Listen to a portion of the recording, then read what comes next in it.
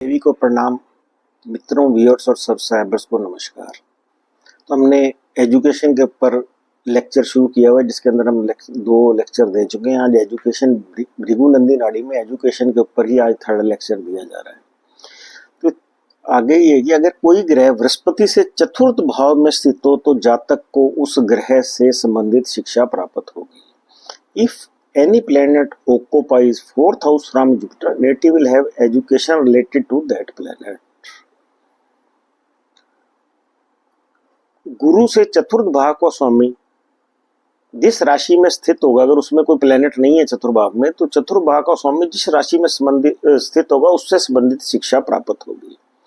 The native will get education to the sign in which the fourth lord from Jupiter is placed.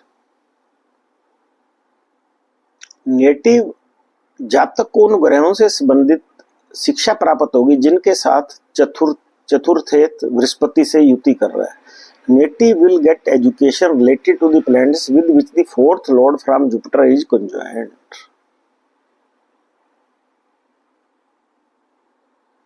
यदि बुध किसी ग्रह के साथ पहले 5वें 9वें भाव में हो या तीसरे 7वें 11वें भाव में किसी ग्रह के साथ दृष्टि रखता हो या दूसरे घर या पीछे घर वाले 12वें घर में किसी ग्रह से जुड़ा हो तो जातक उस ग्रह से संबंधित शिक्षा प्राप्त करेगा।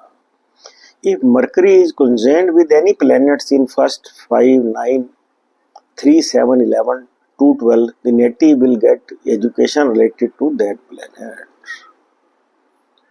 जातक का बुध जिस राशि में स्थित होगा उससे संबंधित शिक्षा प्राप्त होगी।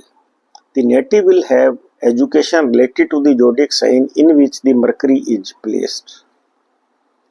कहते हैं Mercury first house denotes intelligence, second और fourth house of Mercury denotes education, fifth house from Mercury for college education, ninth house from Mercury denotes masters degree and foreign education, fourth house और fifth house और ninth house Lord should not be positioned in 6th, 8th or 12th house or should not be connected with the lords of 6th, 8th or 12th house lords.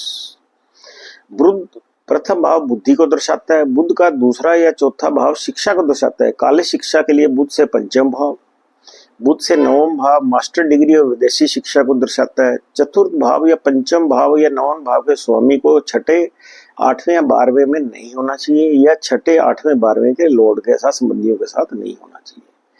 इससे related हमने कुछ पत्रियां जो हैं 4-5 पत्रियां आपके साथ share करी हैं। आप इन एग्जाम्पल्स को देखना, तो इससे आपको काफ़ी अच्छा आइडिया लग जाएगा कि बंदा किस सब्जेक्ट के अंदर पढ़ेगा। तो ये आपको सारे के सारे अपने आज बता दिए। अब इसके बाद नेक्स्ट लेक्चर में क्या क्या कम्बिनेशंस में हम क्या क्या सब्जेक्ट्स लेंगे उसके बारे में बात करें। हम इसको ज़्यादा से ज़्यादा शेयर करें। Thank you very much.